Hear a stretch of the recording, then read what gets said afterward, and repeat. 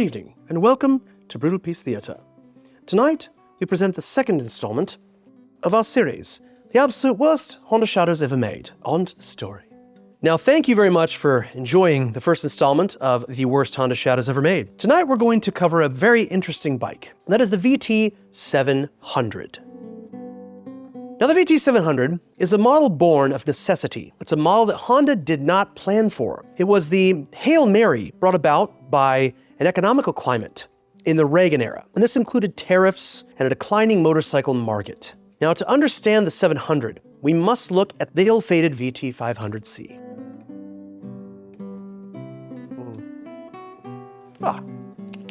VT500C Shadow debuted in late 1982 for the North American market. This model remained an option to purchase in Canada through 1985. Powered by a new 491cc liquid-cooled 4-stroke, dual carburetor, single overhead cam, 3-valve, 45-degree V-twin engine with a 6-speed transmission and shaft final drive, that was the VT500C.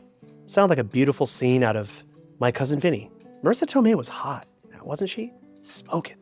The VT700 was produced exclusively in the US in response to the 45% tariffs on the USITC's recommendation on import motorcycles over 700 or 701 cc's. Now, these tariffs were enacted by the Reagan administration on April 1st of 1983, and they were enacted lasting 5 years to protect Harley-Davidson, the sole surviving American motorcycle manufacturer at the time.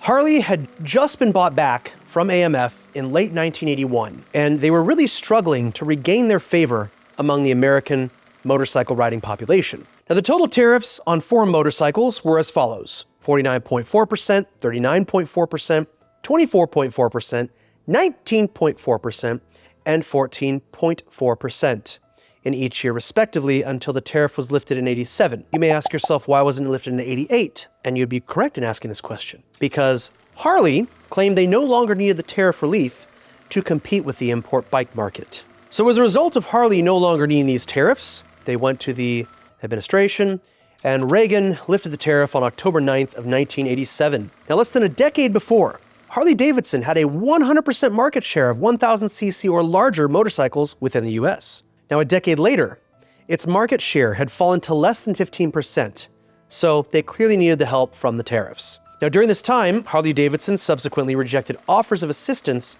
from the Japanese motorcycle makers, Honda. Japanese authorities were displeased with the announcement of these tariffs, which were going to be imposed, and they threatened to file unfair trade charges against the United States in Geneva. Now, they felt the tariffs were very unfair. Honda even offered unsecured loans to Harley if they would drop the tariffs. Now, Harley, in their wisdom, decided to suck my balls.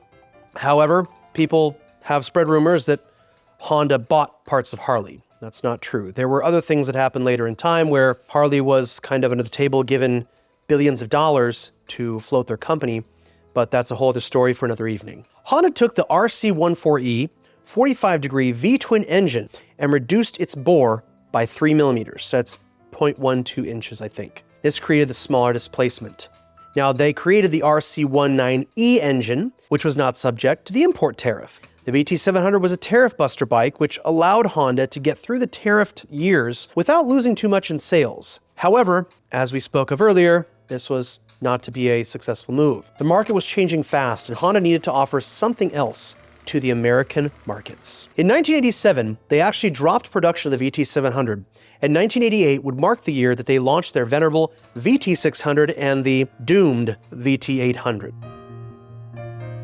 Pros of this VT700 was individually carbureted cylinders. And to this day, if you have an engine with one carburetor per cylinder, it does give you the opportunity to tune each cylinder perfectly. The VT700 had really improved upon the ergonomics of the riding position. It's far more comfortable. Riders remarked that they were able to ride for longer periods of time without rest. This generally relates to a much more pleasant ride. Something kind of interesting about the 700 is that it had an extra sub-fuel tank for added capacity. And you had your main gas tank on top of the backbone, which was very standard.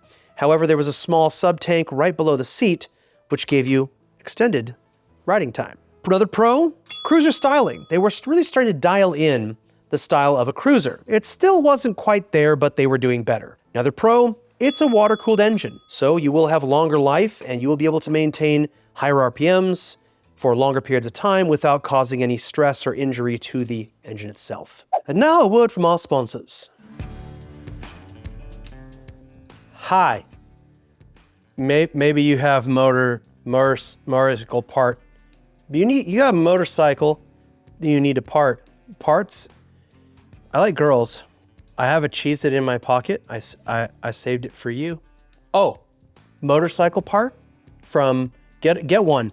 No, buy lots from hoptjbc.com. I have a Facebook too. Can I say my Facebook? No. Oh, get a motorcycle part. TJBC. I farted, what do I do? Now for the cons. The first con is kind of an obvious. That's the shaft drive. Now the shaft drive of this motorcycle actually robs the bike of its power. It does provide for a low-cost maintenance final drive. It provides for some quietness and a cleaner ride, whereas we know a chain is liable to sling oil and grease and dirt all over the place, which, you know, makes the motorcycle way cooler, and it makes your pants look cooler, but it is dirty. Facts remain. Parts are all but obsolete. If you do a simple search online for any major parts suppliers for Honda motorcycles, you will find that there is a major gap in any of the important parts for this bike. For instance, the intake boots going from the carburetor to the engine cannot be found. And I'm aware there are other models that may be able to cross over some of the 750C stuff. However, the bikes from this era, it seems, were largely experimental, had very short production runs, and as a result, Honda kind of left them in the dust after more successful models had come about. Body parts are also obsolete. Side covers, fenders, things of that nature, any cover that you can think of for the bike is unfindable. Another con, these bikes had very limited production years.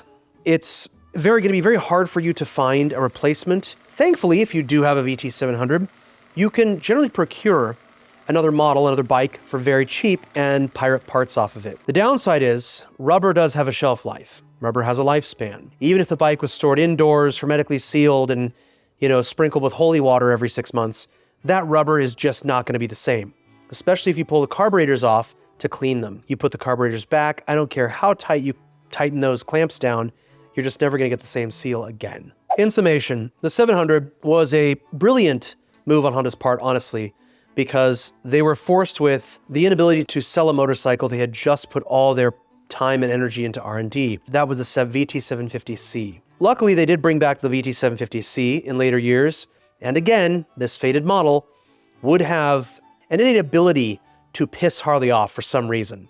That's the VT750 Ace, and we could go over that another time if you'd like. If you perhaps freshen my drink up, we'll have a good talk. Thanks for watching, everyone. If you've ever had to pay for registration for your motorcycle and ask yourself, why the fuck do I pay for permission to use something I already own? Go ahead and hit the like and subscribe button. Thanks again very much. If you have any questions, have any suggestions for videos we could do in the future, go ahead and leave us a comment down below. All right, guys? Do fun shit.